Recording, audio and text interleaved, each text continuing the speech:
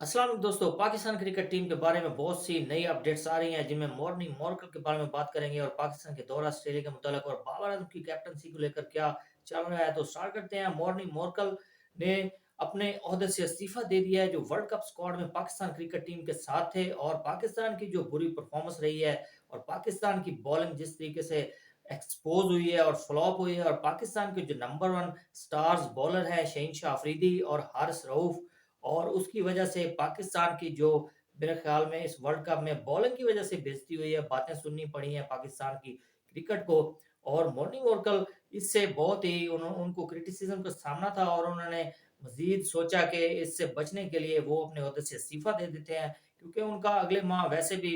जो उनका कॉन्ट्रैक्ट था पाकिस्तान क्रिकेट बोर्ड के साथ, तो वो ख़त्म हो रहा था। लेकिन उन्होंने एक माह पहले ही बेहतर समझा, इसी में बेहतरी समझी कि अपने ओहदे से इस्तीफा दे दूं, और उन्होंने रिजाइन कर दिया है। और वो मेरे ख्याल में अब पाकिस्तान के साथ मजीद नहीं चल सकेंगे, और दौरा ऑस्ट्रेलिया के लिए भी उमर गुल कोच के तौर पर जाएंगे, बॉलिंग कोच के तौर पर उनको रखा जाएगा। और अभी जो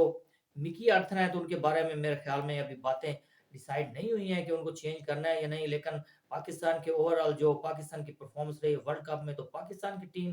की जो पैनल है उसके, और जो पाकिस्तान की मैनेजमेंट कमेटी और जो टीम मैनेजमेंट है, जिनमें कोचेज़ आते हैं और टीम मैनेजर आते हैं, तो इस इनके मुतालिक भी बातें चल रही हैं कि इनको भी चेंज किया जा सकता है। देखते हैं कि ये जो कमेटी बनाई जाएगी पीसीबी की तरफ से, जो तहकीकात करेगी, जो एहतसाब का नाम दिया जा रहा है पाकिस्तानी टीम की परफॉर्मेंस को लेकर,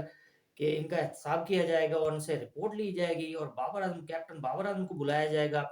और बाकी खिलाड़ियों को बुलाया जाएगा। तो मेरे ख्याल में ये लोगों की आँखों में धूल झोंकने के बराबर होगा, लेकिन कुछ भी नहीं होगा। और बाबर आजम के मुतल्लिक़ तो एक्स क्रिकेटर अभी से खड़े हो चुके हैं कि बाबर आजम को कैप्टनसी से नहीं उतारना चाहिए। और वही जो पीसीबी के चेयरमैन हैं और जो उनके सरकर्दा लोग हैं बाकी, जिन्होंने बाबर आजम को सपोर्ट किया था, वर्ल्ड कप का स्क्वाड जो लेकर गए थे अपनी मर्ज़ी के, तो वो उसको अब भी बैक कर रहे हैं और बाबर आजम को चाहते हैं कि वो कैप्टन रहें, क्योंकि उन्होंने, बाबर आजम ने खुद उनका साथ दिया है इसमें, जो अपनी मर्जी के खिलाड़ी लेकर गए। तो उन्होंने अब जो क्रिटिसिज्म का सामना हो रहा है बाबर आजम पर, तो उसमें वो भी हिस्सेदार है।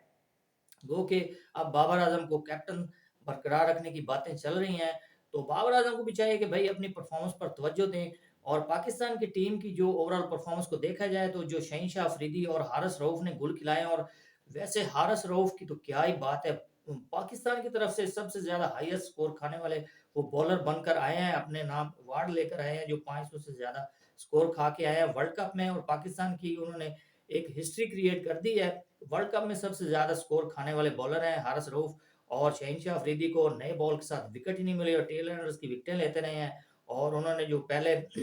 उन्होंने तहलका मचाया हुआ था एशिया कप से पहले कि पाकिस्तान की बहुत ही अच्छी बॉलिंग और जबरदस्त बॉलिंग है, तो उसमें शहीनशाह अफरीदी बिल्कुल नाकाम हुए हैं, और वो भी विकेटें लेने में बिल्कुल ही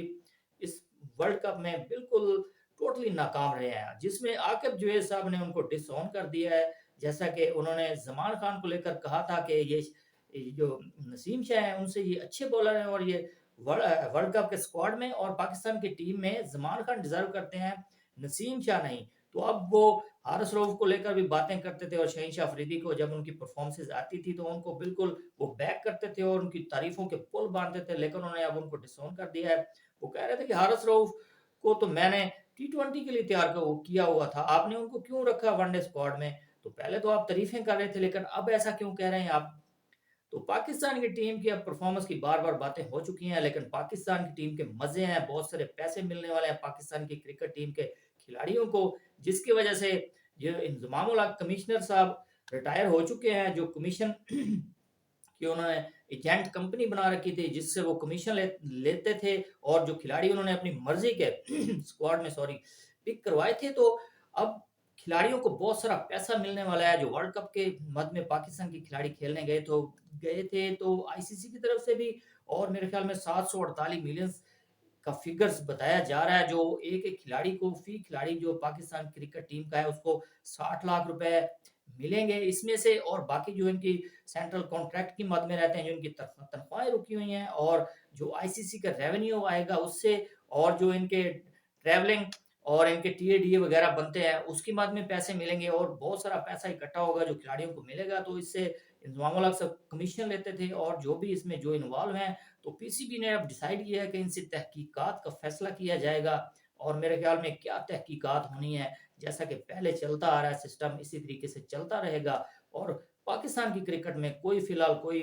तब्दीली नहीं होने वाली और ये चंद दिनों की बात है, फिर आप देखेंगे कि वैसा ही चलता रहेगा और पाकिस्तान के दौरा ऑस्ट्रेलिया के बारे में बात करें तो पाकिस्तान का जो स्क्वाड है, तो उसमें तब्दीलियों की बातें चल रही हैं और हारिस रऊफ को ड्रॉप करने की बात हो रही है। मेरे ख्याल में अगर आप हारिस रऊफ को रहने दें, ना ही ड्रॉप करें, ले जाएँ साथ। जैसा फैंटा उन्होंने वर्ल्ड कप में खाया है, तो ऑस्ट्रेलिया में भी उससे भी ज़्यादा पड़ेगा क्योंकि वहाँ उनकी टर्न तो होनी नहीं, सीधी-सीधी बॉल करवाते हैं ज़ोर से। टेप के वो बॉलर हैं, टेप बॉल से खेलने वाले और अब वो ऑस्ट्रेलिया में जाकर क्या परफ़ॉर्मेंस करेंगे। तो स्पीड से निकालेंगे तो ऑस्ट्रेलियन वैसे भी उनकी होम ग्राउंड है, तो वो ज़बरदस्त उनको खेलेंगे क्योंकि उनकी स्पीड ज़रा 150 की होगी, तो वो ज़रा अच्छा बैट पर आएगा। तो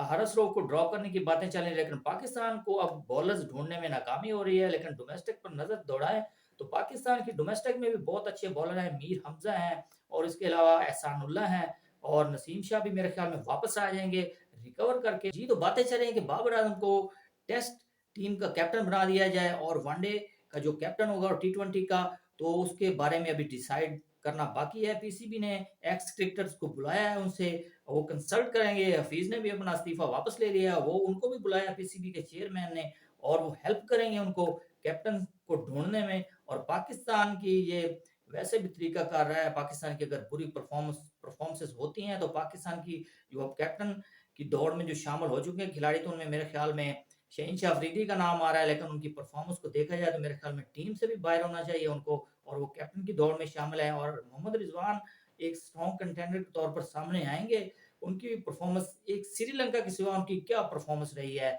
जी दोस्तों, तो पीसीबी के लिए ज़रूरी है कि पाकिस्तान की वनडे और टी20 के लिए एक ज़बरदस्त किस्म का एग्रेसिव जो कैप्टन हो, उसको डिसाइड करना चाहिए पाकिस्तान के वनडे और टी20 स्क्वाड के लिए, जो टीम को आगे लेकर चले और एग्रेसिव क्रिकेट खेले और अटैकिंग क्रिकेट खेले और एक स्लो थके हुए माइंडसेट वाले प्लेयर को बिल्कुल भी नहीं बनाना चाहिए वनडे और टी20 का कैप्टन क्योंकि उसकी सोच ऐसे ही होती है जैसा कि वर्ल्ड कप में आपने परफॉर्मेंसेस देख ली हैं, वो अपने ब्रेव फैसले नहीं कर पाता जिसकी वजह से पाकिस्तान को नाकामियों का सामना करना पड़ा है। जी दोस्तों, तो अब तक के लिए इतना ही। मज़ीद स्पोर्ट्स अपडेट के लिए चैनल को कर दें लाइक और सब्सक्राइब। अल्लाह हाफ़िज़।